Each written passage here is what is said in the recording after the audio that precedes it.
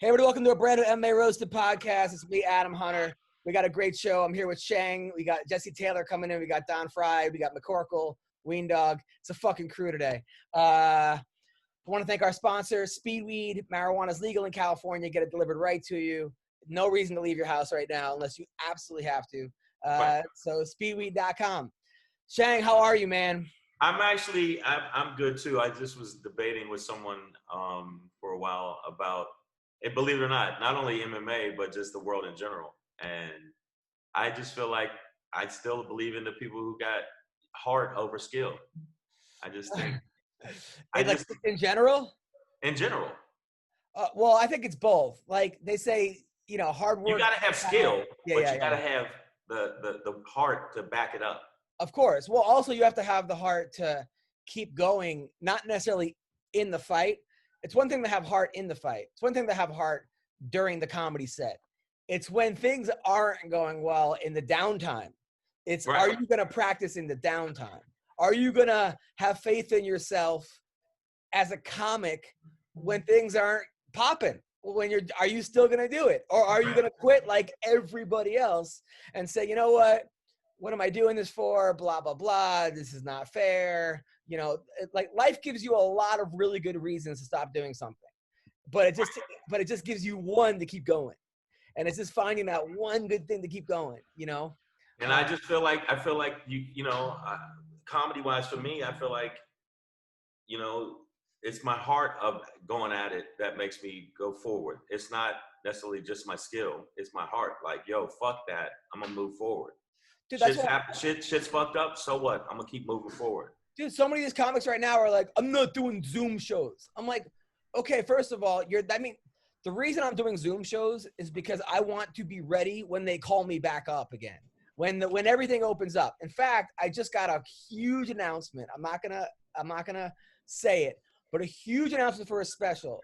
And I'm ready because of the fucking Zoom shows. Because I got five new bits. The last Zoom show where boom, boom, boom, that I know are killers. But all these comics like, I'm not doing Zoom. Oh, really? So, I mean, it's great, but are you writing every day? Because the Zoom shows is forcing me to write because it's the same 10 people that keep showing up to the show. And they're like, well, we heard this last week. So you gotta be on your game. You gotta be on your game. Now, we had one of the funniest conversations about this. What's up, Joe, by the way? How are you? Wait, did I hear that you have a comedy special in the works? I got something really big. I'm not going to announce it till the contracts are signed, but it's good shit. It's good shit. Don't be that way. How does this benefit me? Because I've been in this show for the long run. I've been part of MMA Roasted for 5 years. How does your comedy special help me out? It will help you out. Trust me on this one. It'll help you out in a major way. Yes. I'm excited. Now, one of the funniest conversations I had in a while was with Shang on the phone last week. I called you up just to make sure everything was cool with the last week's show because I know that there was a lot of debates. And by the way, we have more comments, people calling you Antifa Shang, other people saying thank God for Shang because if not, it would have been a bunch of Trump supporters, which, by the way, I am not a Trump supporter, okay? I don't support either candidate right now. Right. I'm waiting for somebody to come in and save the day, okay? Now, but I'm saying you got a lot of love. But a lot of people are like, hey, where is Shang on the next show? And someone said, at a protest. Like the comments, people are... But I like that. We're comics. Who gives a shit? If I had thin skin, I would have been like, oh my God, you hurt my feelings. Get the fuck out of here. Not only that, but it's pretty funny too. Like people actually, a lot of people are you know what? Antifa? You either have to be loved or hated in this business. That sounds like a black girl I used to date. Antifa. So you listen, but the point is that we can have these conversations, okay? And the fact that we're like, I get to hear Shang's point of view, I get to hear Don Frye's point of view, I get to hear Vince's point of view. That's why we're having a fucking podcast. I try to watch MSNBC sometimes, and I do watch it, but it's four liberals talking, like agreeing with each other. At least Tucker gets people that like he absolutely can't stand. I want to hear opposing views. That's why you're on that new conservative platform, Joe. What? Isn't it like a new conservative platform? No. Like Tinder for Republicans or something? It's called what's it called? P something Parlor. It's called Don't Fuck Me in the. It's Don't Fuck Me in the Ass. I think it's called aren't you on Parlor? I haven't opened the app since I downloaded it like 4 weeks ago. It's literally just Twitter, but with a bunch of, pro-Trump stuff. Yeah, but I don't want to hear just one side. That's the whole point. Like, I want to hear people's both sides. Isn't that what we're doing this for? To hear, I mean, anyway, without getting political right now, I just want to say we got a lot of good feedback from the last one. Now, but I called you up and I said, Shang, did you hear about Tyson versus Roy Jones? And then you started laughing, and then I go, you hear about the undercard? You're like, who? I said, Jake Paul versus Nate Robinson. And then you were like, what? This is a fucking open mic? Can anybody sign up right now? Can anybody fight? I want to fight. I want to be on the undercard. Shit. Like, who do you think wins, Nate Robinson or Jake Paul? Oh, Jake Paul. Yeah, he boxed before, right? He boxed before, so he had some idea of actually being in a fist fight, but the other guy's just like, I'll do it. Fuck it. It's just hilarious to me that whoever they pick, like, oh, fuck it, man. I want to do it. It's like, you're going to get your teeth knocked out. At least, like if somebody offered that to me, at least I've actually competed. At least I actually have been in situations where, like, okay, I know where to tuck my show. I know to do something. What's he going to do? Hit a free throw? He's going to get his ass kicked. He's going to start dunking. I don't know. He's an athlete. By the way, did you watch DMX versus Snoop Dogg on Instagram? No, I didn't even watch it. That was amazing. DMX, by the way, I said it's like should be like DMXL. He's huge. I mean, he's obviously had a tough life. He's doing well, but that goes to show you when we have these debates on the greatest of all time, right? So DMX, I think, had probably two of the best rap albums of all time, if not the best rap album of all time, one of them at least. And I think he had a better, shorter career versus Snoop, who had a better, longer career, but not as good as DMX. Like DMX killed it for about 5 years. His highs weren't as high as DMX, but he longer. So like, I don't know. It's like the debate right now. Dana White said the winner of Stipe versus Cormier is the best heavyweight of all time. And I say, I don't know, because I go, you got to go Fedor. I think Fedor is basically the DMX of fighting, or like the Mike Tyson of fighting. Like, yeah, it wasn't as long, but it was dominant.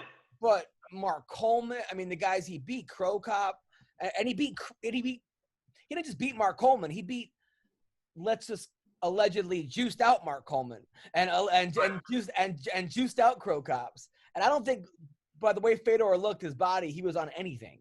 Yeah, that guy did not look like he ever. He did not look like he was. He definitely wasn't on it. But I would definitely say Fedor way more than Stipe. Like, it's not even in the same ballpark. Based on opposition of opponents? Yes. Yeah. I mean, he had some fucking giant horse hoof fed, fucking guys he was fighting. Whereas Stipe hasn't. He hasn't. I mean, I definitely put him in the same category because Stipe. Oh, are you serious? Well, I would say, because look, I mean, Stipe, I mean, he beat DC. He beat Verdum. He beat Ngannou. I mean, that was impressive. These aren't, small guys that he's beating. I don't think he beat the new Ngannou. You can say Stipe is the best heavyweight in the UFC of all time. You can make that argument. Oh, 100%. Of all time, out of every organization. But I think that he did beat Cormier. I'm not saying he beat Cormier, but he did take a huge L the first time he fought Cormier. He also lost to Stefan Struve, right? So whereas like Fedor, Fedor went through everybody real quick. You know what I'm saying? Once Fedor lost, I think when he lost to, who did he lose to? Verdum the first time, and then he lost to the Giant Silva. He had a bunch of losses in a row, and then he lost to Dan Henderson. Once he lost, he lost. Right. But it was that time before that. I mean, he was, when he beat Arlovsky and when he beat some of these, these huge guys, he was just running through. You got to look at the argument when they say best of. You got to look at record. You got to look at opposition. And I'm telling you, I think that George St. Pierre's up there. Let's talk about that for a second. It's funny you bring him up because today it got announced that Khabib is going to fight Gaethje October 24th, and they're saying it might actually be in the Middle East, which I don't care. There's gonna be no social distancing. Those people are gonna come out for Khabib. Yeah. Nobody's gonna wear. They're gonna like fuck a mask. Fuck this. Khabib is he's a rock star here. Rock star, and justifiably so. He's like grappling wise and just ground and pound, and which I think he beats Justin Gaethje. Although it's his first fight when his dad passed away, and his dad seemed like a really great guy. A lot of people loved his dad, said great things about him. Right. What I remember, what I found interesting was after he jumped out of the cage to beat up Dylan Dennis. That wasn't cool. That wasn't. I liked it, but that wasn't cool because it made it look like, I don't know. I didn't like that. Well, it wasn't a good look for the sport. That now guys are actually people looking at the sport are like, oh fuck, is it? People are jumping out of cages to fight audience members. Yeah, that's not a good look at all. But he did say the one thing he was upset about was that his dad was going to get mad at him. Like it was just like out of everything, the guy just made millions of dollars. He beat Conor McGregor. He looked amazing. He jumped out of a cage. He beat up Dylan Dennis. All this stuff, but he was like, my dad's gonna like, which shows you. It just brought him down to like a really human level. That no matter like what happens, like family is so important. That he right, was like Adam's dad, like if Adam jumped off stage and started attacking somebody at a comedy show, he wouldn't be worried about, I wonder if my dad will be upset. I mean, maybe I think my dad would be upset, but at the same time, he was like also fearful that his dad, I think, was gonna like put a whooping on him. Like he's just, I don't know. It made him very human to me. I just very like. You know what? It didn't make. He's never come off very human. He wrestles. Really? Yeah, he's a fucking automatron. I don't know where they got him. There's something about him though that's very nice. I think Gaethje, if they stand on their feet, Gaethje's gonna fucking clock the shit out of him. Gaethje's not. He's no joke, man. That motherfucker move forward and he'll take a beating, but he'll give you one. So you think he beats Khabib? Absolutely. Really? Wow. I agree. Absolutely. You agree? Yes. I'm team Justin Gaethje all day. Exactly. I mean, I don't know. I like them both, but I'm telling you right now, Gaethje on the feet and the new now. Yeah, I mean, Gaethje's not better on the feet than McGregor was. McGregor on the feet. Oh, I disagree. I disagree. On the feet, I mean, McGregor on the feet went 10 rounds with Mayweather. I mean, McGregor on the feet. That was a money grab. Okay, I understand, but McGregor on the feet is amazing. I mean, I think Gaethje's more hardcore. I think he's more hardcore. I think in the pocket, Gaethje's more hardcore. Gaethje will take some damage. Gaethje will he's got a rock head. I'm telling you. Even though he's lost he gets hurt a lot too. You look at a lot of his fights. I don't think Khabib has that fucking kind of power to knock him out. I just wonder what the impact of not having his father in his corner will be. That's the X factor. Whether he'll be even better. That's a huge hit on him. They said that I saw a couple interviews with Dana White, and Dana White said he's not going to even bother him right now because him losing his father, he doesn't even want to. I wonder what that's going to do because that could destroy a man, or he could be even better, or it could motivate him. And motivate him. But how much better can Khabib be? I mean, the guy's never lost. I mean, I would say out of his 30 fights, he lost like maybe a couple of rounds. I mean, I don't know how many fights he's had, but I'm saying most. So even with Conor McGregor, I think one round I would give to Conor. Yeah, one round. Now, I brought up GSP because Khabib said for his last fight he wants to fight GSP, and Dana said he would try to make that happen. Now there's a fight. I don't know who wins. It's not going to happen. I saw the interview with GSP, and he said no, I'm retired. I'm rich. I don't know, but let's say that happens. It's at 170, right? He's going to be 41. Yeah, but look how good he looked against Bisping. I know, but he murked Bisping. He even said, I'm 40. I'm 40 at the time. He said, I'm 40. He's not 40. How old's 40, Ween Dog? I mean, how old is 40? How old is Did you just say how old is 40? I did. I said how old is 40. He's 39. Okay, you're right. Look at you saying you're on it. You're on it. He's going to be 40. All right. So a 40-year-old GSP. It's different. Versus how old's Khabib? He's 31. All right. Okay. Come on. He seems older. Those Dagestanis they like come out with beards and stuff. They're born as babies with beards. Yeah. Somebody said they don't get actual teddy bears; they get actual bears. You know, like no, because you got to look at it now. If it was GSP in his prime against Khabib, I think Khabib would lose by far. Well, he'd have to go up the weight also, but also I would think that it's funny because both those guys are the best wrestlers in MMA, and they didn't wrestle in high school or college. Like Dagestani wrestling, you wrestle, but it's different wrestling, you know, which is GSP never wrestled in high school, but MMA wrestling is different, which is crazy, right? I don't know who wins that fight. I mean, I would think that GSP has more weapons. He has more weapons. Man, I've seen him. I haven't seen anybody even block one of his Superman punches. I haven't seen him. No, every time he's done that, he's landed and fucking clocked people. I haven't seen anybody scramble like GSP. I still thought Johnny Hendricks beat him though. I think Johnny Hendricks. No. I think he bloodied him more. So you are leaning towards that, but GSP won that fight. I don't think so. I mean, I think he won it. He won in the fact that you have to beat the champ to get the title. Right. You know you have to beat the champ to beat a champ. But that's not how MMA works. It's in boxing they do that, which I also. Oh no! It works that way, and you don't think that works that way in MMA? No, they give close fights to. It doesn't. No, they don't do that. If it's a close fight, they'll go to whoever. I mean, if that was the case, Cejudo never would have beat. Okay, so you watched the fight. Even though I think Hendricks definitely landed the more power shots, but at the end of the day, GSP definitely out wrestled him without question.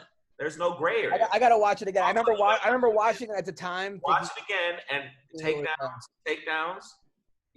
I'm telling you. I gotta watch it again. Now, all right, Corey Anderson. Can we bring up this picture, by the way? Let me see. I'll make sure that you can share the screen. Corey Anderson, who's also, I don't know if you know Corey. He's a great fighter. He's the one that knocked out what's his name? Jimmy Walker, right?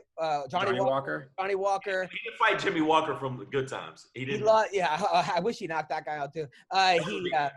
He was like a dating Ann Coulter, which is the strangest relationship. Yeah, well, they're both assholes. So to me, not to be political, shit. The Corey's a guy that like keeps taking like one step forward, two steps back. One of those guys. So this is a picture of him from recently, from yesterday. February 21st, following his last fight, he blacked out and collapsed, smashing his face on a gravel road after scouting some land for hours and in the ER. Okay. So, all right, get that off. Jesus Christ. I hope he's okay. Seems like a real nice guy. I got a couple questions about this. Like, he's scouting land? Like, what is he, like Magellan? Like I'm looking telescope. Where I can plant my flag. Are you kidding? He looks like he got mauled or somebody threw acid in his face. What the fuck? I know. I thought this was just like swollen, like a hematoma or something, but now seeing it up close, it looks like some like third-degree burns or something. Yes, it does. Look, he definitely got in a fight with a Toxic Avenger or something. I don't know what the fuck happened. Like he passed out while scouting land.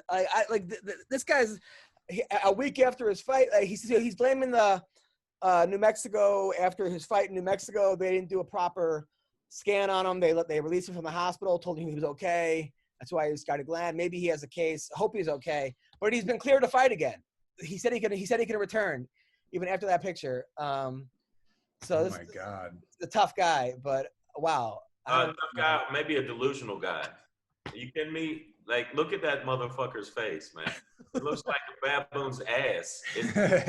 Oh my God. No. A baboon's ass that was dipped in fucking acid. Yo, he needs to get better first for a while. Yeah. Well, I think that might have been actually taken in February. So I think he's okay now. If he's better up to par, but you can't just bounce back from that kind of fucking. Yeah, and next time you go scout for land, Corey, bring someone with you. Okay. Yes. So just wow. How about you don't scout for land in a fucking lava? How about what does scout for land even mean? I don't even know what does it mean. That's the weirdest thing. Yeah. I was scouting for land. And then spider spit acid on my face. Yeah, it makes no sense, right? Yeah, but I mean, he cleared the fight. No, get me wrong. He's a tough guy. He's absolutely a tough guy. But even tough guys need to just chill. Oh my God. Yeah. His grill is definitely. I mean, I wouldn't say that shit to his face, or No. I'm sorry, half of his face, because the other half I would talk shit to. Well, Corey, get well, man. Get well. Now, Mike Perry's girlfriend announced she's pregnant, which I said it's like 16 and pregnant. I guess he's going to be on next year on MTV. I like Mike Perry, but man, this guy's life is drama. So yesterday, his ex-girlfriend posted a picture on Instagram. If you want to pull that up. Yeah. So right, hold on. She wants to get on the Joe Rogan or Hawani podcast said that she basically said she got Me Too'd by Mike Perry. He was threatening to set the house on fire with the dog and all kinds of stuff. He got a restraining order against her. Like, just all bad. Now, listen, I don't know what happened, so I want to hear his version. But it's not a good look. I'm done being silent. What happened is not okay. It's never acceptable.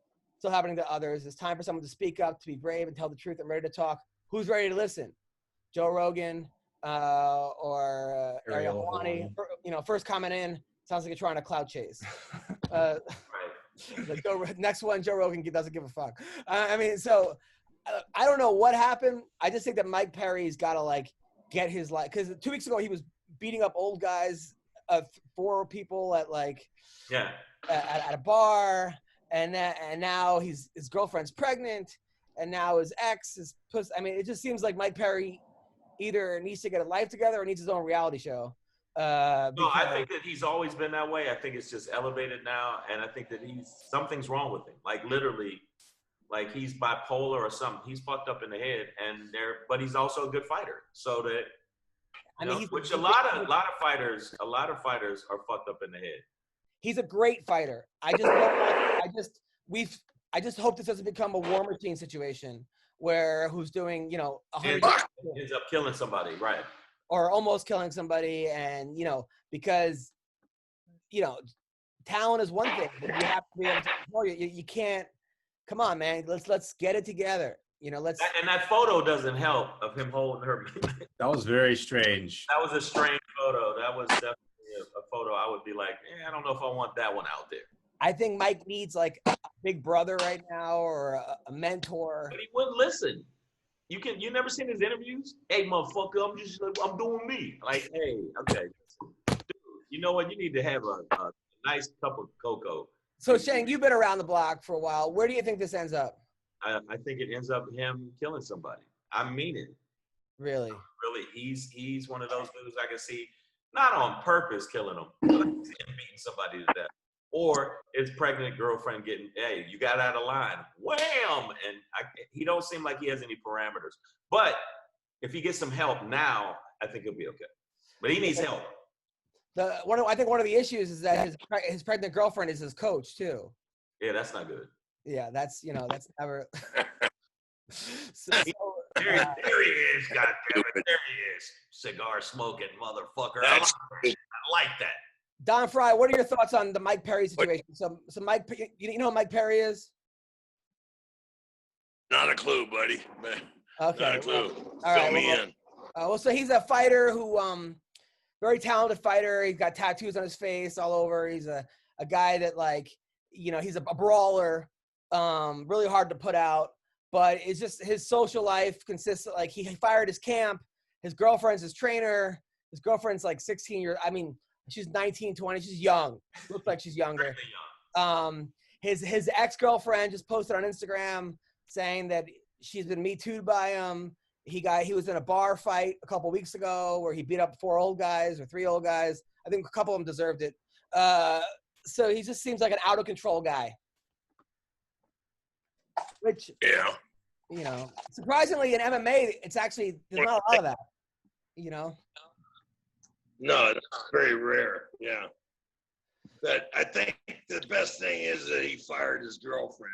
That never works. I mean, first, one thing, you don't have your loved one, or your family member in the training room. You don't even have them in the fucking locker room before a fight. But to have a goddamn girl on top of that as your trainer, you're really Well, no. His girlfriend is his current trainer And cornerman. and cornerman. Yeah, Yeah, that's not good. That's not good. that's a mistake all the way around. No, we were having a we were having a debate on whether or not, because Dana White says the winner of Cormier Yeah. versus Stipe is the greatest heavyweight of all time. We think Fedor is the greatest heavyweight of all time. Who do you think wins out of those two? Yeah. Don Frye. Goddamn right. That's what I'm talking about. Aside from Don Frye, Don Frye should be, fuck it. It should be Don Frye. you think Fedor?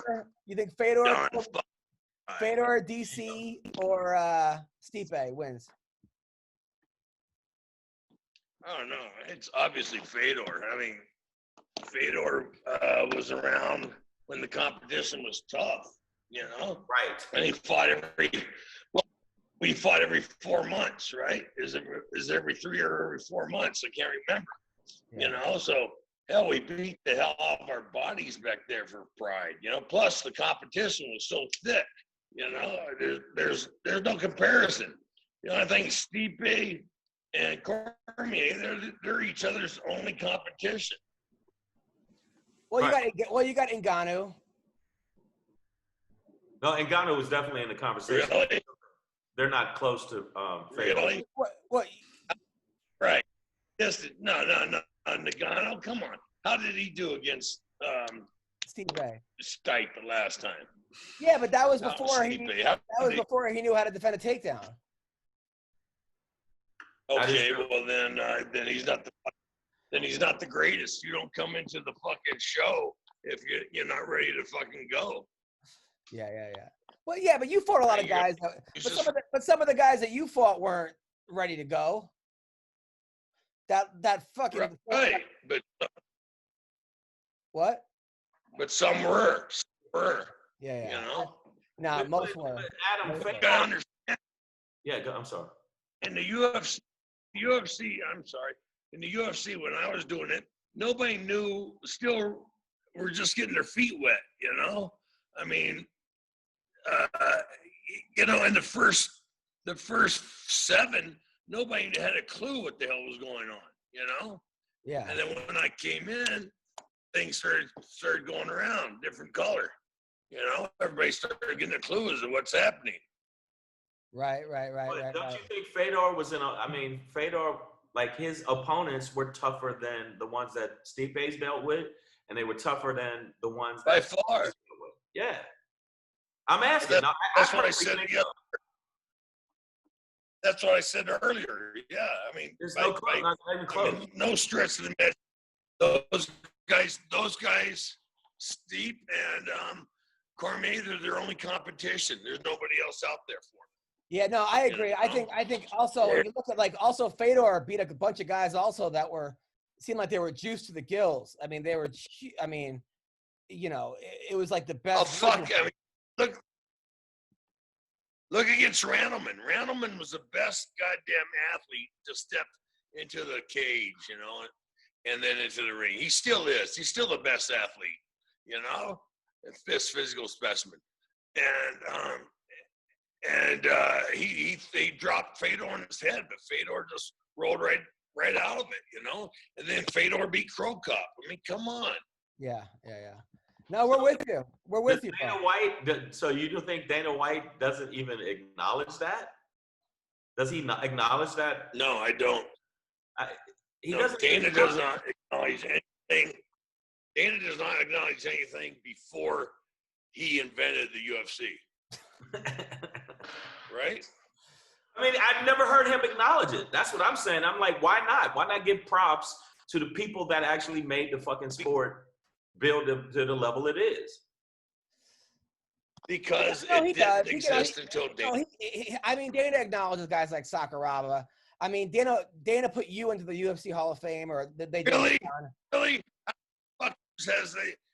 fucking years has the Hall of Fame been around? I don't know. I think Dana White definitely.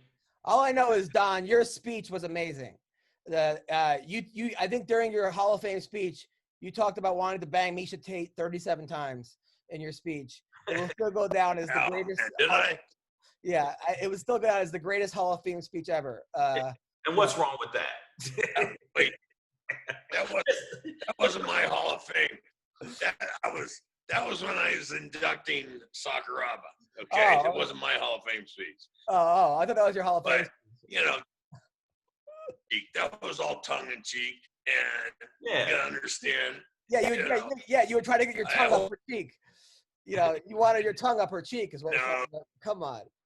No, it was great. It was. Yeah. All right. So. All right, I got you guys. All right, we got JT Money Taylor here. Here he is. Figuring this thing out. Another really tough guy, Jesse Taylor, joining Don Frye, Ween Dog, Shang and I. Jesse, how's it going, man? Oh, awesome, man! It's an honor to be on with Don Frye, a legend, and just enjoying San Diego right now. Pretty hot, and taking care of these two kids. And hey, what the hell? What the hell are those two things on the side of your head, boy? Look who's talking. I don't know. Ear bottle. No. Couple doorknobs fell off me. They are. There's two doorknobs. They're like yours. Now, Jesse, are you still training during COVID? Are you still getting workouts in or what? Yeah. Still, I got the submission underground grappling match on the 30th of August. Trails League, you know. And, right. Good shit. But I'm grappling, you know. I gotta get paid, you know. So I'm training. You've had the craziest career in MMA. You fought for Strikeforce, Dream, MFC, AFC, Impact FC, Shark Fights, Cage Warriors, ACB, and the UFC. Like, holy cow. It's fun. The only one I'm missing, I think I got to do, especially now with the ACB, I think I got to do Bellator. You know, just to do it all. Just to round it off. You said, let's do it all. Just do it all. Yep. Yeah. And you're also a guy that, like, I mean, we obviously know your story about the Ultimate Fighter. You know, you were in the finals, and then you kicked out the window. You kind of fucked up. Then you came and you beat guys. You beat great guys. You beat guys like Drew Fickett, Chris Camozzi, Tom Watson, Dennis Kang, Kendall Grove, Bustamante. You beat. That's serious shit right there. That's serious shit. You know that. Then you got back into the UFC. You won the Ultimate Fighter. And you got popped for an estrogen blocker? What do you even know what you took? I have no idea. It was to this day, it was stuff called clomiphene, and they have the equipment to test for it. So it's weird because nowadays all the guys just get off with it because it says what's in your system and how much, and it had low amounts of clomiphene. The weird thing is I passed the drug test 2 weeks prior. And there's, I guess they had low amounts of stuff, clomiphene, anti-estrogen. And the weird thing was I sat out a whole year, you know, and I came back, and they wanted me to go fight in Russia, you know, on like a week notice after a year break. And I'm like, I still thought like, you know, I bit the bullet. I have no idea what I tested positive for, whatever. I'll sit out a year, come back. And I said no to the Russia fight. Because, you know, I've done that my whole career. Like, done fast notice fights, you know, my whole. Short notice fights, where they give you short notice?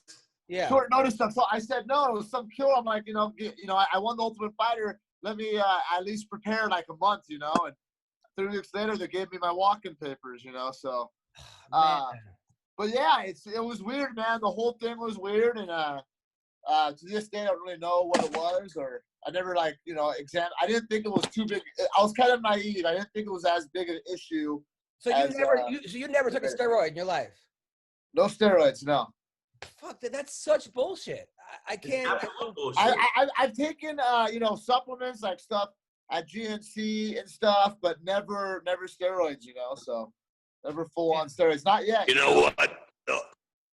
The whole world of athletes, every athlete on the planet needs to tell you, Saga, to shove it up their fucking ass. You know? Yeah, Those exactly. assholes have too much power. I agree. And then they have some guys, they don't, they pop for full steroids and they don't really do anything about. So, yeah, it's definitely corrupt, like any legal, it's still definitely corrupt.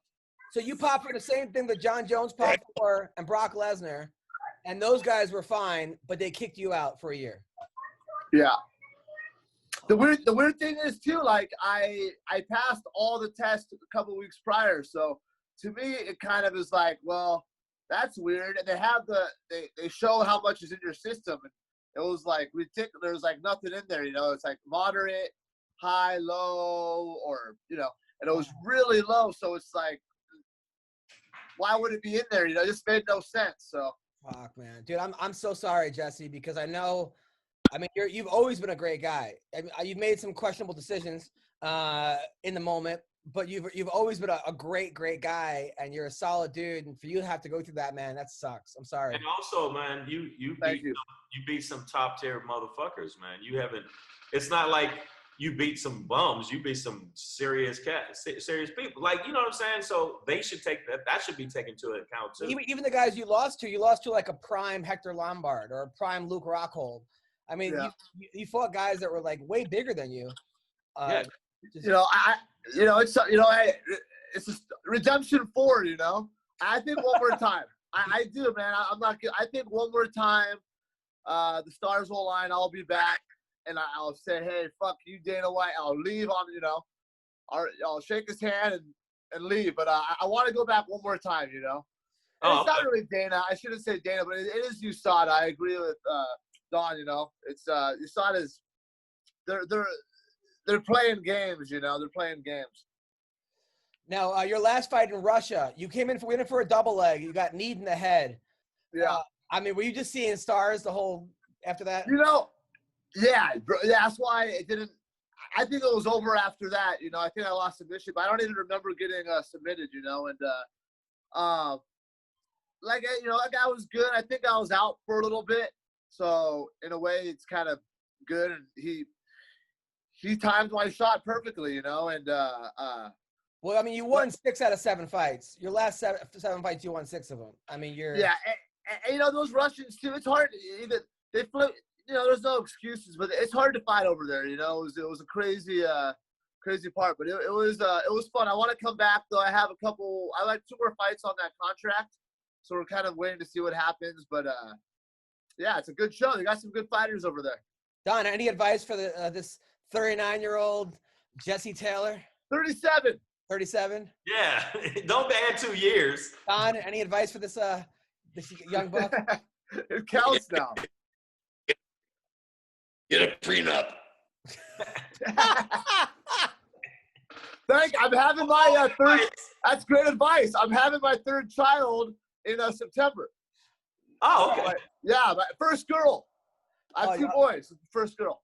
Nice. All right. Congratulations, girl. Thank you. She's young though. Yeah, get a prenup. Yeah, that's a great advice. Are you married? No, not yet. No. What are you waiting for? Well, this is my second. This will be my second wife. My first wife. So, I've been married before. Right, I don't know if I want to. I probably will end up marrying her, but yeah. I'm just little hesitant. Got it. Don, how's the girlfriend going with you? Don? She gets pissed at me every other minute. So Wait a minute, every other minute. Oh, nice. That's a nice cigar. I just saw that's nice right there. Why would she get pissed at you, Don? A nice one.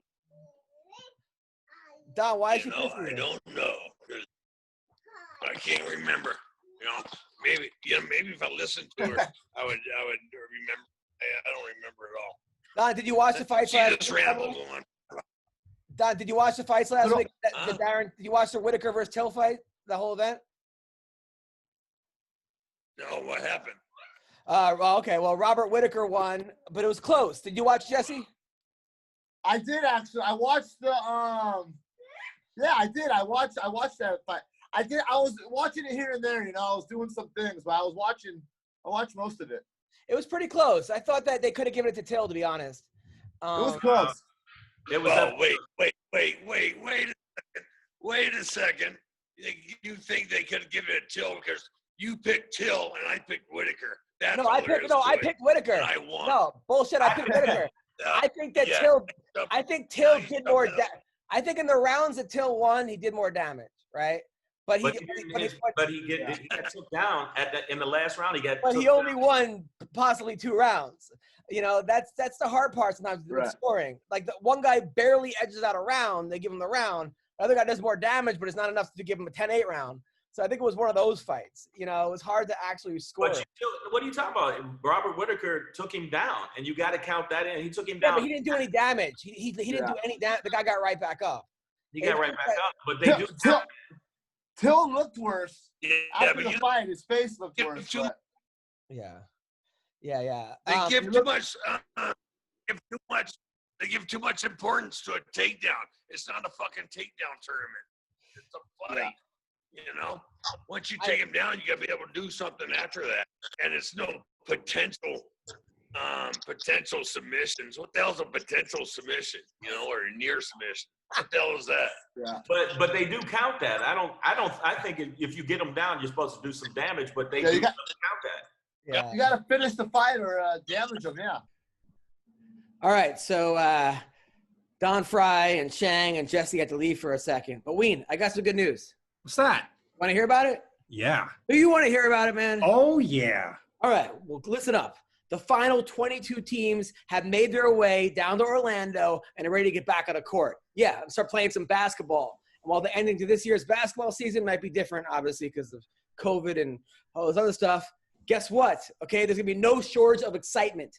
And there's no better place to get in all the action than with DraftKings, the leader in one-day fantasy sports. And to celebrate the return of basketball, DraftKings will have not one, but 2 $1 million prizes. How cool is that? Through their first 2 days of the resumed season. So get in the action now, people, all right? If you haven't tried it yet, fantasy basketball, very easy to play. You just pick 8 players, stay underneath the salary cap, pile up points for 3-pointers, rebounds, assists, and more.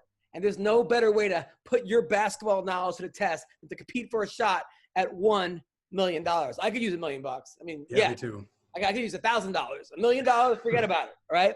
But if basketball's not for you, and I know some people are like, I don't like basketball, don't worry, okay? DraftKings is offering plenty of fantasy golf action for this week's tournament. And with millions of dollars up for grabs this week, no better place to have skin in the game than with DraftKings, all right? So here's the call to action. Download the DraftKings app now and use promo code ROASTED to get a free shot at millions of dollars up for grabs this week with your first deposit. That's promo code ROASTED to get a free shot at millions of dollars with your first deposit, only at DraftKings. There's a minimum $5 deposit required. Eligibility restrictions will apply. See DraftKings.com for details. All right.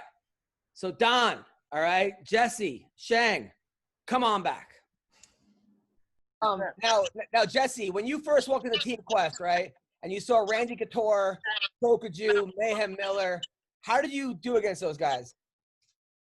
It was great. And back when I first walked in, I was just a wrestler, you know, and it was actually Dan Henderson at the high school, at the gym. You know, they closed the gym in the restroom. I didn't know this. I just put on gloves, and Dan's like, all right, we just fought, you know, back then, just fought each other. And it was rough, you know. It was rough, you know. I learned it was tough, you know. But I learned it was good for me. But I think too, you know, it's hard to do that when you get older. You know, you got to train a little smarter. But wait, you walk into a high school, put on boxing gloves, and start fighting Dan Henderson? 8 at night. Everyone had regular jobs back then, and so we would all meet up, like they're all like wrestling coaches and stuff, and we'd meet up like at 8 at night, like. It was a real old school like fight club. I was thankful I saw like the end of the years of that, you know. Did you even know how to punch or how to box? I knew like stuff from the street, you know, and playing around with friends. But watching UFC, watching Don Frye, but I didn't know much. I just went in there and you just went down, I guess. Yeah, and people were getting knocked out. It was scary, man. Like Dan was knocking people out, like look over in the high school and go, "Oh, sorry." I would go in there and punch and double leg, but you learned how to fight. What about you, Don? What was it like for you in the back in the 1920s? Like, did you walk into what kind of shit is that to say? 1920s. That's fucked up. Like back when you were sparring, back when you were sparring Lincoln, was it hard? We had Joe Louis, the great heavyweight champion Joe Louis. We had Archie Moore, great light heavyweight champion. Of course. Some real good guys. I mean, was it weird for you though, Don? Like going from a wrestling background to start throwing punches? No, dummy. I told you I did 8 pro fights. They only had me down as 2, but right. and under Don Frye. But if you look under JR Frye, you'll find 6 more fights. And so I fought 2 fights, and then I changed management, and I had to go underneath a different name. Do you think Coleman? And I had 8. Yeah.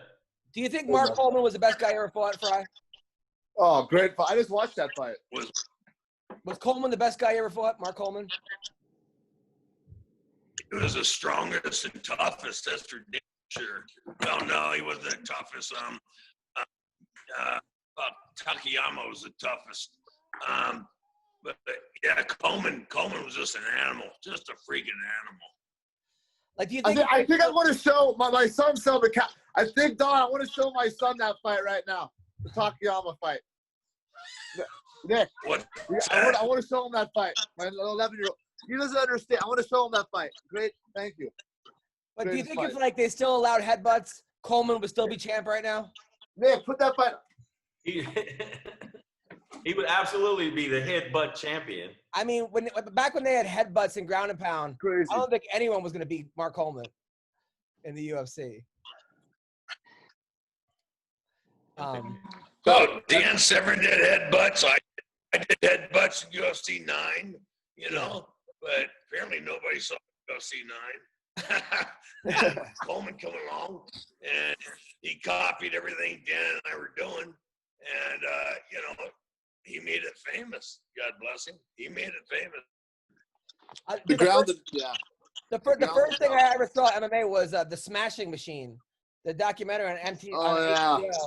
And I was like blown away by the brutality and just how amazingly awesome but scary that fucking sport was. I mean, holy cow. Pride was a whole different ballgame, though.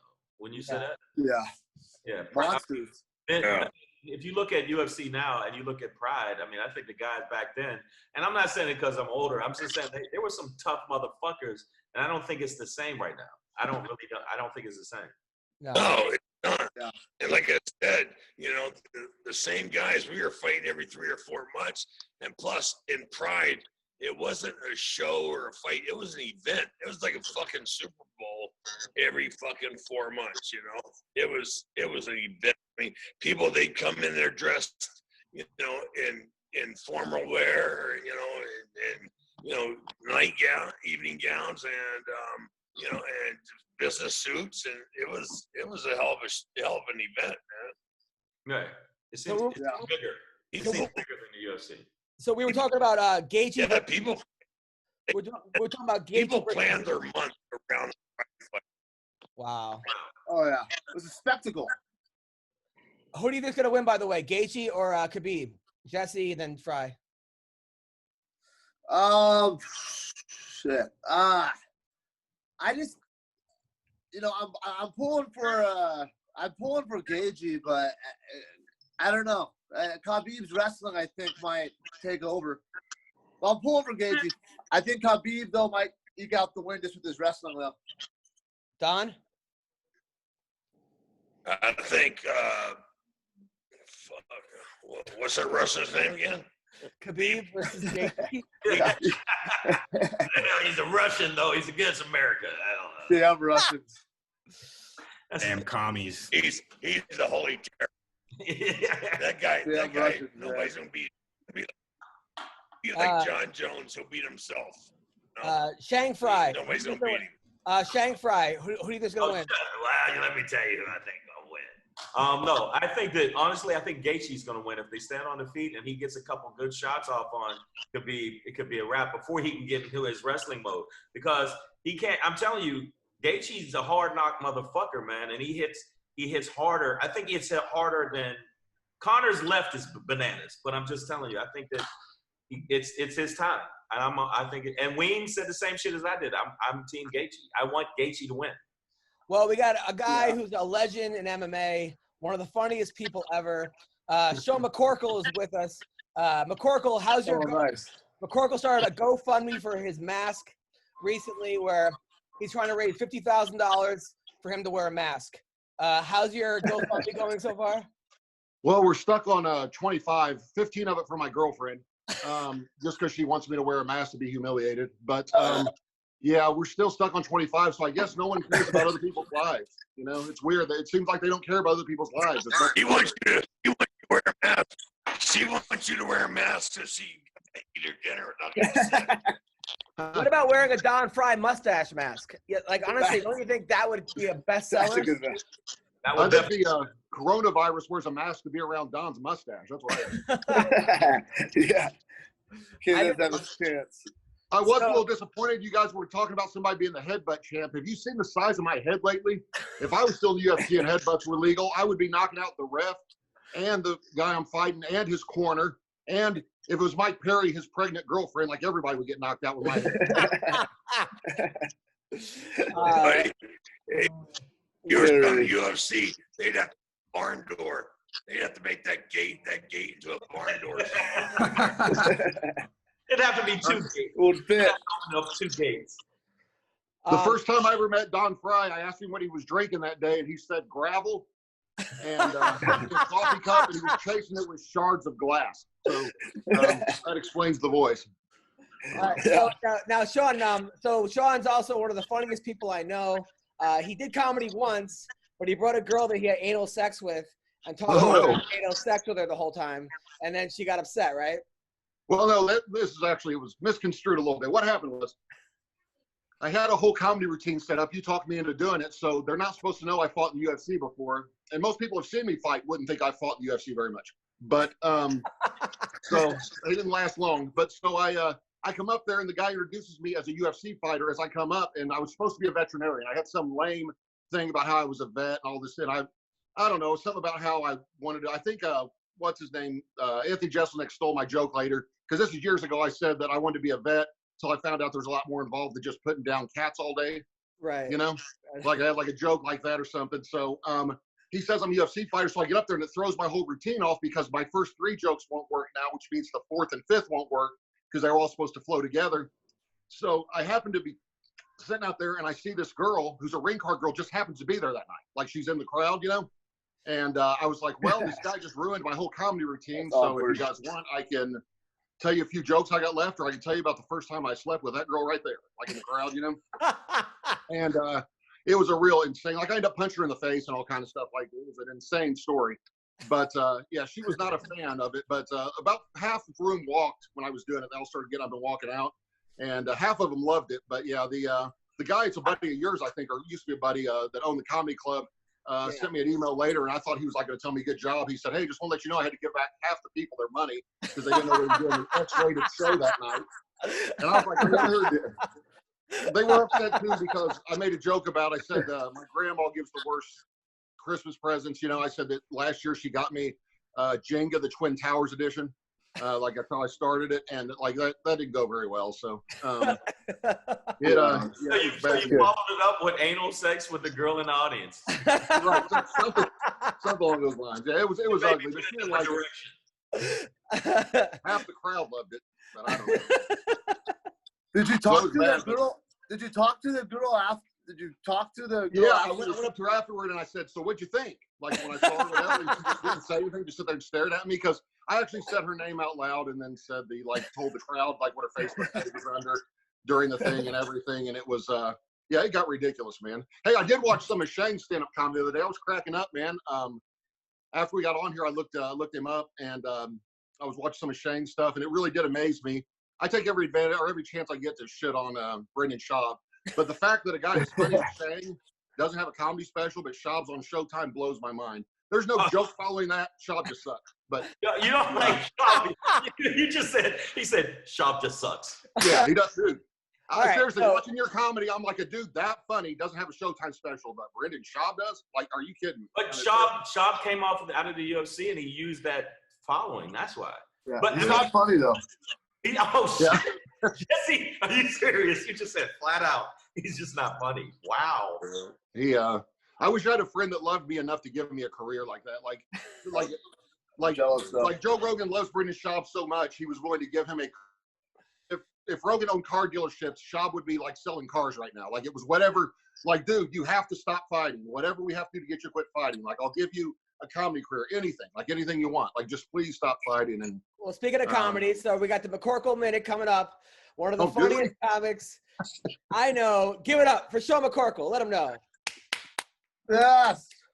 I actually was I had a couple of jokes I was going to tell, but you guys threw me off track now. But instead of a McCorkle Minute, I'd like to tell you guys about the first time I hung out with R. Kelly.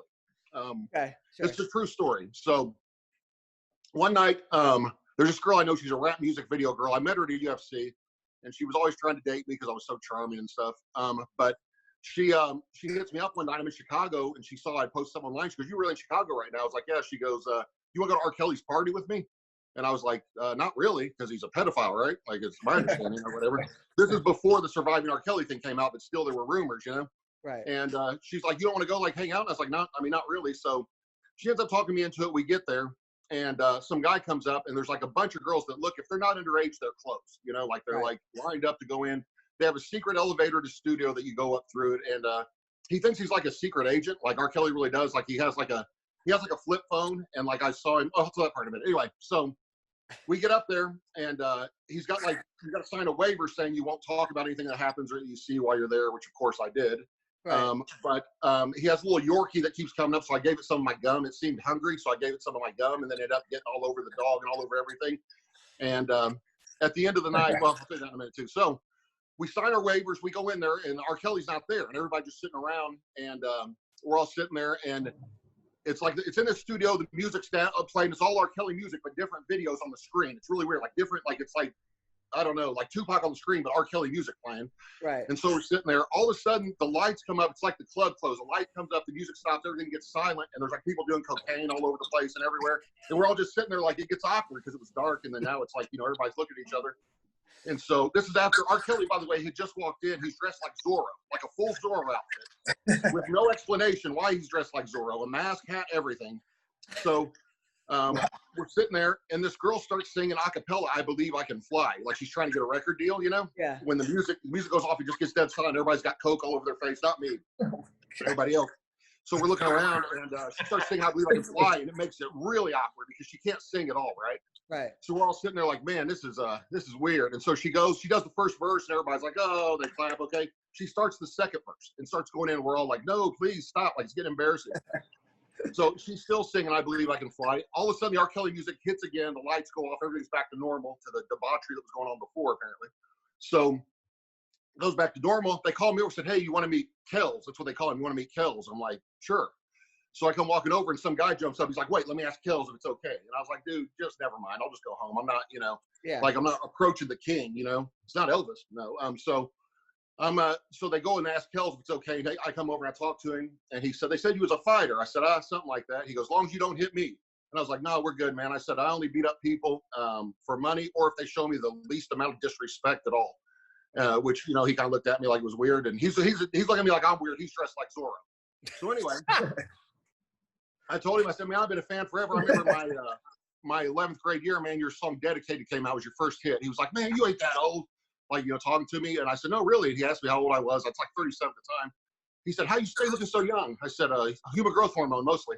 And he's like, ha, like, you know, loved it. However, R. Kelly would laugh. And he goes, no, seriously. I said, no, really, mostly human growth hormone. It's an amazing thing. And I said, the question is, how do you stay looking so young? Because I said, you got to be 50 now. Like, how do you stay looking so young? Yeah. And as God is my witness, imagine R. Kelly dressed like Zorro, which shouldn't be too hard. But he sits there. I said, how do you stay looking so young? Man, you got to be 50, you know? And he goes, he turns aside and looks like this. He's like, I just stay on stage, nigga. Like that or whatever. And he turned and looked in the distance like that. And I turned and looked with him. I'm trying to figure out what we're looking at. I have no idea what that means. But I'm like looking in the distance, like, okay, like that. And so then we start talking. And then you hear the girl start singing I Believe I Can Fly again in the distance. Like the girl starts again, like the third verse or whatever, like trying to get it going. And like, and R. Kelly's like, man, this is embarrassing, ain't it, dog? Like sitting there, and I was like, I'm looking like he's dressed like Zorro again. Like, yeah, it's like it's embarrassing for her, but still, he's dressed like Zorro drinking a 40, like it was out of control. I go over to get a drink. They charge me $10 for a drink at an R. Kelly party. It's just some guy touring. It's not a bartender because that'd be $10. I was like, oh, okay. I just want like a bottle of water. That's close at $10. So I have to give him $10, and you got a tip on top of it at the R. Kelly party. So we ended up going to leave. What was I going to tell you? What was going to happen? I don't know. Anyway, it was real ridiculous. What did I say earlier? I was going to tell you. No, but you had his number. But you had his number for like 7 years. Oh yeah, so that's what it was. Yeah. So I get his number, and so he gives me his number. He's like, "Hey, we need to hang out." He goes, "You come to one of my mansion parties." You know what I'm saying, or something like that. And so I was like, "Yeah, that's cool, man." And so anytime I would get tipsy or hang out, do anything, I would start texting R. Kelly. When I would text him as Tron 2013, like that's I would sign every text like Tron 2013 and like send it, you know. And it was the funniest thing ever. Did I tell the story last podcast or not? I didn't. I don't know. Tell it again. It's a weird story. I'll tell you that. Yeah. So I would hit R. Kelly up as Tron, and I would be like, "Hey, I got this girl. She trying to meet you, homie. What's up? You want to talk to her or not?" And he'd be like, "Yeah, send me a picture." So I would Google search girls R. Kelly would think was hot, and then it would say search results for girls R. Kelly would think was hot, and it would be like 8 different girls or whatever. Then I would screenshot that and I would send it to him and say, "Hey, look, she's the 3rd girl down on the right." So he's so dumb that he doesn't realize that I'm sending him a picture, and I'm the guy like saying, "Who would R. Kelly think is hot?" And send a picture of, you know. He doesn't realize.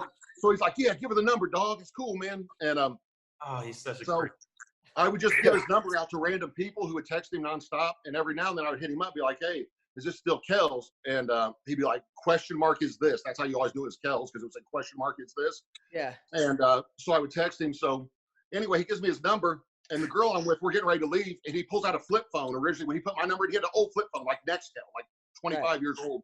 The phone, he pulls it out, and he tells her, he goes, "Hey, girl, come here." Like, as she comes over, he goes, "I'm going to call you 3 days, 3 p.m., answer." Like that to the girl, you know, or whatever. He says, "Important." Like that, and she goes, "All right." He puts his flip phone down, like looks at her. And she ended up telling me later he thinks he's like a spy or a secret agent. Like he calls her all the time. Like, oh my God. Some guy's following me. I'm gonna have to hit you up in about an hour. I may need you to pick me up. It's Kells. Like I don't hang up. Like she was playing me voicemails. It's the funniest thing ever. So I don't know what that has to do with MMA, but I like that story. Kells. I was like, you didn't say nothing about him peeing on nobody? No, man. That's what. Yeah, it was. At some point, somebody said something like it'd be better. Somebody said they were pissed off, and I was like, "Well, it's better be pissed off than pissed on." Like I said to somebody while I was there, you know. But he didn't catch it. He didn't catch a lot that night. He was smoking a big cigar, had a 40. Now, Sean, I know that you're an expert when it comes to banned substances, right? Yes. Jesse what you got popped for? Clomiphene. What is Clomiphene? That? Yeah. Clomiphene. Yeah. Yeah. That's they give to women to help them get pregnant, is my understanding. It also blocks estrogen, and it will make your testicles produce testosterone naturally on their own. So it's kind of like a Rimidex, which is a blocker, but it also has the natural, like an HCG thing that'll make your body produce it. So it's like 2 in 1. It's a great drug if you can get it, but it's hard. Yeah. It's bullshit. What are you It was bullshit. I like how McCorkle's a chemist. Good, it's great. No, but I'm saying USADA, and it was bullshit. Come on, it's bullshit. It was bullshit. I still thought it was, you know, a small thing compared to others that are allowed to keep going and fighting. And, yeah. I saw what's his name? Gilbert Melendez is in trouble, right? He's not even under contract to the UFC, and apparently they drug tested him. Yeah, he got popped for. I saw that. He's banned for 2 years for not being in the UFC. Like he wow. can't. But he was out of UFC, right? Yeah. Yeah. He was already cut, and they still tested him, but now he can fight, just not in the UFC. I was like the only guy to admit while in the UFC I was taking steroids and dared them to catch me, and never got caught and never got tested, never anything. But I used to joke about it all the time. I'd be like, "You guys will never catch me. I'm too smart."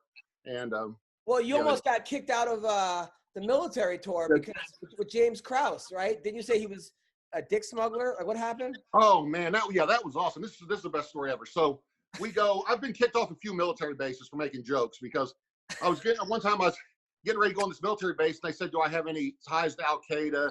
Do I have this or that? I was like, yeah, but I keep all that off base. I don't talk to any Al-Qaeda freaks on base.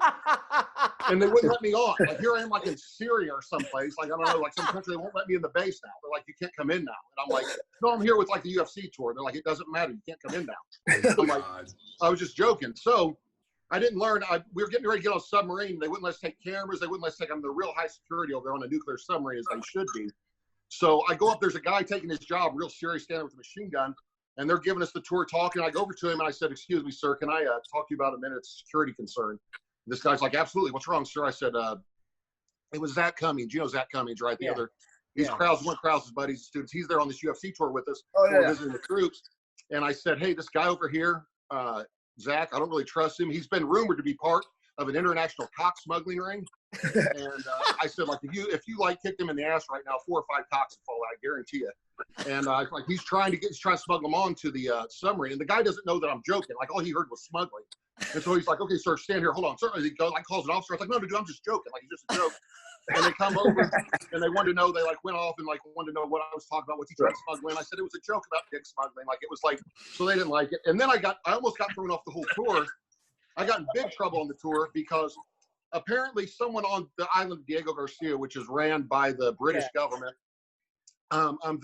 someone had hung themselves and killed himself there, and they thought it was a suicide at first, but then they found an orange that he had bit into, like he'd been biting into an orange, and they realized he was masturbating or something, because apparently if you're hanging yourself, biting into an orange, as you get off, it's the most amazing thing in the world, I've heard. You know? But that's how they knew it wasn't an intentional suicide. There's an orange line next to him. So if you ever want to kill somebody, just hang them and throw an orange next to them, and it's, you're good to go. Right. But, so later on, there's this colonel that comes out, and he's like, I mean, this dude is as masculine as Don Frye, like the most manly guy ever.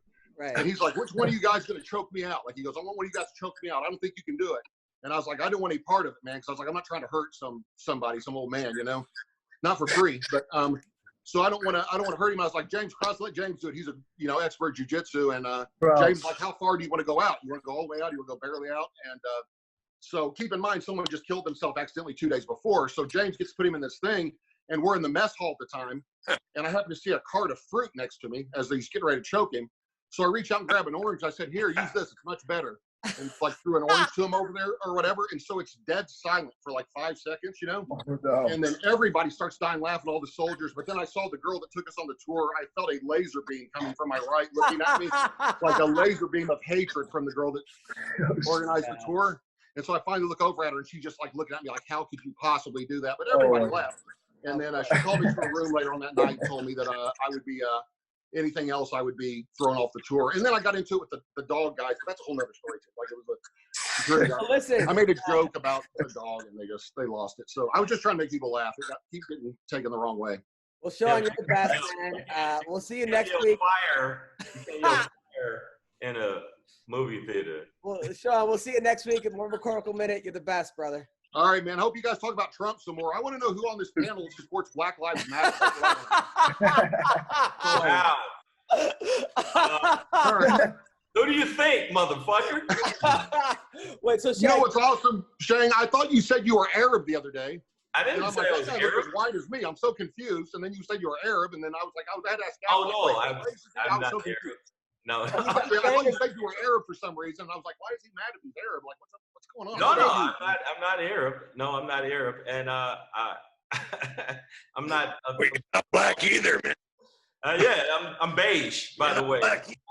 I'm beige. I'm mocha. Don, Shang is black, right? Shang, both your parents are black. Yeah. Yeah. Don, black people, they come in all different shades of black. Yeah, there's different kinds. Even there's black people that even support Trump. Now albino.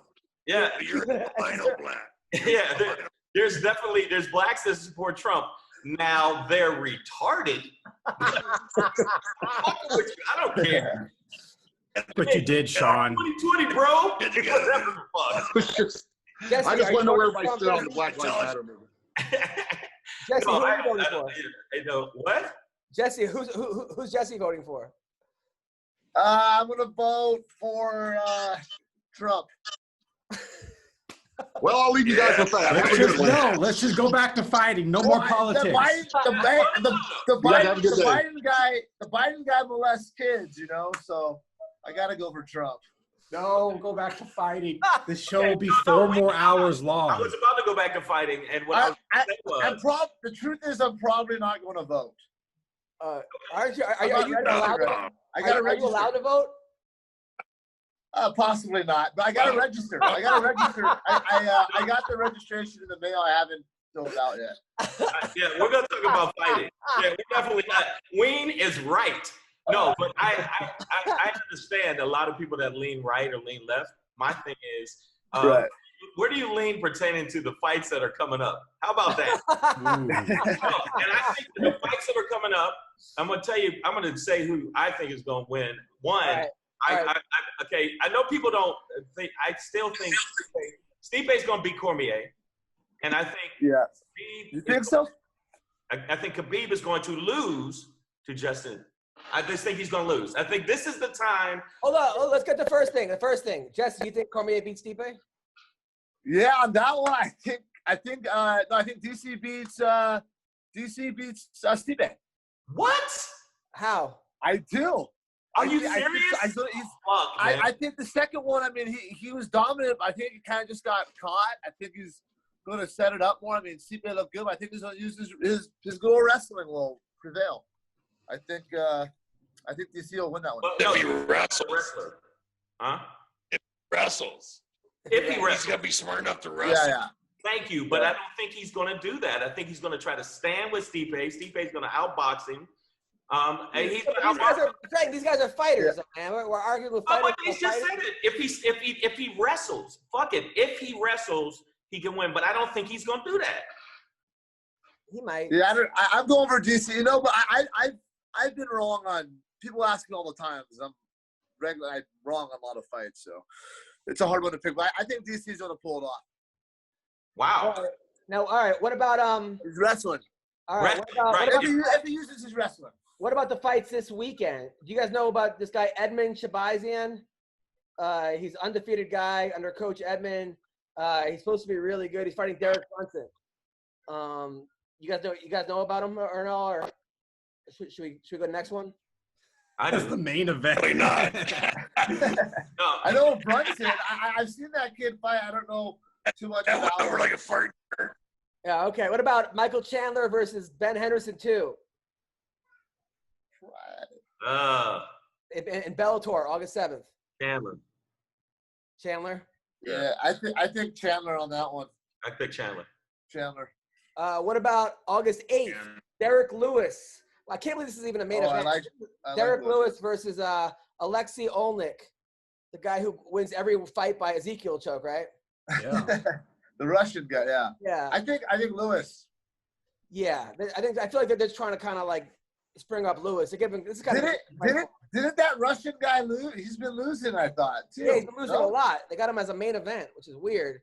Yeah. No, I think that's just that. I think they're basically trying to prop up Derek Lewis. 1,000%. Yeah, 1,000%. Where they're trying to prop him up. They're like, fuck it, let's put somebody in there with him. But Alexei Olejnik is on a 2-fight winning streak. He beat Maurice Green and Fabricio Verdum. Oh, wow. You beat Verdum? I guess we're wrong on that. That was thick Verdum. Wow. Before he beat Gustafsson. He's still going to lose. Yeah, I think Lewis still wins. I think he's going to get knocked out by Derek Lewis. Derek Lewis is no joke. I think Lewis is good, man. He impresses you. He doesn't get tired. He's good. Yeah, he's a cardio machine. The mother Lewis is he can go.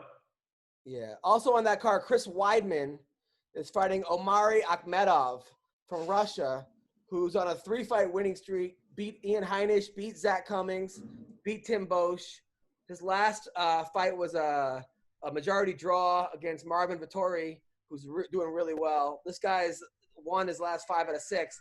Man, they're giving Weidman, they're throwing him to the wolves here. Yeah, that's a tough one for him. I mean, his chin has not really held up as of late. I fought those guys, you know. I'm with that ACA show now, you know, and it's good, but there's a bunch of those Khabib guys, man. They're killers, man. There's a lot of them. There's a lot of them. There's a lot of them. They're all. That's all they do. Like, it's cool going over there, because I fought in Grozny, like that area. Wow. And you see kids, you see old dudes, kids. They got cauliflower, and it's just gnarly. You know, there's a lot of those guys. There's a lot of people you never even hear of. You know, I can't even say the guy I fought last time. I can't say his name. I don't know his name. I do not know his name. Wow. So you said there's a lot of guys over there that are just at that level of grappling and wrestling? Yeah. Even their stand up. I mean, it's just that they go hard. You know, their stand up's good too. You know, they're just they do MMA since kids. Like, you know, since we have wrestling, of course, but they're doing full. Now we have, you know, they're full on like sambo and MMA. That's MMA shit. So Wow. Also, August 22nd, they got Pedro Munoz against Frankie Edgar, main event. I hope Frankie wins. If not, maybe it's time. Yeah. You know. I want Frankie. I don't know I know Pedro's. I haven't seen much Pedro. Pedro's a good fighter. He's good. He's a really good fighter. And then also on that card, Uriah Hall's taking on Yo Romero. That's going to be Romero. Romero? Yeah. I think Romero, yeah, I think Romero's a beast. I think Romero. And then Don Frye, Mike Tyson versus Roy Jones Jr. September 14th. Oh, that's for real. That's a real fight. Who wins this one? I go with Mike. I'm going Mike. Iron Mike, buddy. How did he get so ripped at 50? At one point, he looked like obese. He looked like the guy in PM Dawn or something. Now he's shredded at 53 years old. How does that happen? Same way he came out of prison. Same way he came out of prison at 190 pounds, and 2 months later, he's 220 pounds. Let's do the math. Yeah. Yeah. So Brazilian vitamins. Brazilian vitamins? Yeah. You think Mike? I think Mike Tyson looked really good. At least the footage I've seen. I think Roy. He looks great. He looks great. I think Roy Jones is going to lose, and I think he's going to get knocked out. I think Roy Jones is going to get knocked out. He hasn't fought in 20 years. Roy's been staying busy though. I know, but Mike Tyson, I don't know. Mike Tyson's movements, the way he comes under, and I just think that. I mean, and plus he's still a killer. Yeah. He still has that in his eyes. He still has that I'll eat your children look. He really does. Has he Doesn't he have that look like he just like I'll eat the kids. The kids taste good. Yeah. He's a sicko. But has anyone seen him spar anybody though? We've seen him hit mitts and we've seen him shadow box. But has anyone actually ever seen him spar in the last 20 years? It's been 19. Yeah. Roy Jones. Roy Jones has been staying busy though. That fight's actually happening though. Yeah. For sure. Yeah. Wow, that's great. Yeah. I don't know. I've seen Jones fight lately though. He does not look Jones does not look the same, man. I think Jones fought too long. Like he doesn't look the same. I don't know how Tyson is either, but I mean, I don't know. Jones does not look good. I think Tyson's on a KO. Jones looks lethargic compared. And I think that Mike Tyson, the way he's moving now, even if you haven't seen him spar, if he moves that way and that fast, I think Roy Jones is going to have a rude awakening. Right. He's going to get clocked and you're going to just see his head bobble. I just think it's going to happen. Don, do you still get fan mail from chicks, like showing like topless girls from the 80s stuff? Yeah. Of course. Yeah, of course. What do you think, man? Your mom's writing me constantly. Motherfucking Don Frye. Now, do you answer the mail? Do you text back, or do you just say, "Listen, I'm taking"? Come on. Shit. I ignore it. You know. It's too many. It takes me too long. What about you, Jesse? Do you like? Yeah, play hard. I'm sure after the Ultimate Fighter, you probably got like so many chicks hitting on you, right? Oh yeah, you know, I got you. It's usually guys. What it is, it's guys' wives and girlfriends. Yeah. Seriously, the guys watch it, and the girlfriend or the wife watches it, and they're the ones. Yeah, but I mean, that makes. I stay away. Yeah. Have any of them? I'm gonna write back. I'll just like give them like an audit, like I don't know, like a picture. Picture back. Right. Have any guys asked you, "Hey, please sleep with my girlfriend in front of me"? Right. It's weird, man. You don't think that's weird for somebody to ask you that? Yeah, it's definitely weird. It's really weird. But I'm sure back in the day when you were a personal trainer, it must have been crazy. Oh yeah. I was. Well, they're cool. The older ladies. It's good. All ladies. Well, now I'm taken, so I can't. I gotta hide that fan mail. Save it for. Yeah. You said you have to hide it. You can't. Put it on a special flash drive. Yeah. Look, it's Jesse, and there's Don, and there's Shang, and there's Joe. Frankie, up there. Frank's up there. Hello. Well, listen, we gotta go. Jesse, where can people? What do you got coming up? I got my kid here too. I got SUG August 30th, and then whatever happens with ACA, I should find out my next fight, MMA fight, here shortly. So yes. I'm hoping that contract ends, PFL, Bellator, UFC again. So I want to make another run for it. Jesse? Are you looking at Bellator? Is that where you'd like to go? Bellator?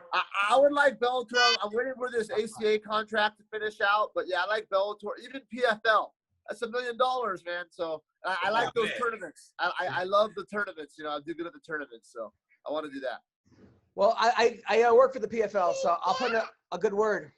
Put in a good word for me, Adam. Thank you, bro. Thanks for having me on. 1,000%. Thank you, And Don. Don, bro, is a legend, man. I'm happy I was on with Don. Don Frye is a legend, and Trump still gonna lose, brother. That's just fucking way, baby. I know, but I still can talk shit. I know he's not. That's Shane. I'm talking shit. That's Joey. That's Don Frye. Hi, cutie pie. And that's Jesse. Hello. That's Jesse. Say bye. Bye. Yeah. Bye, baby. Later, guys. Bye-bye. Thanks for